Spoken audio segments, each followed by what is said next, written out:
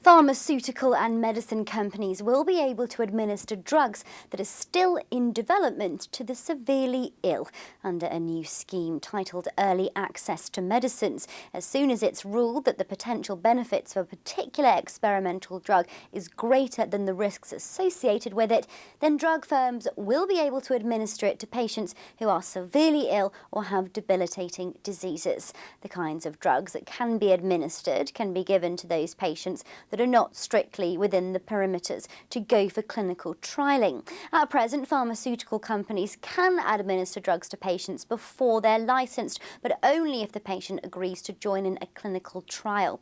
Should the drug then be found to be beneficial, there's often a long wait between the end of the clinical trial and when the drug is approved for use. During this time, the drugs cannot be distributed by the firms to patients. If companies believe they have developed a drug that is promising, they may apply for it to be approved for provisional use. However, these firms will have to pay for the administration of these drugs, which will be used within the UK's Public Health Service.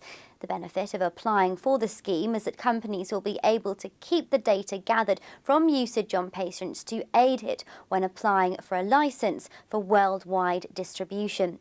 The new scheme was welcomed by the Association of the British Pharmaceutical Industry. However, they felt that the fact that companies needed to foot the bill for the administration of the drugs could be problematic. It noted that firms would be held responsible for the risks associated with the drugs and the investment needed to get their products onto the scheme, which could prove to be too costly for some businesses.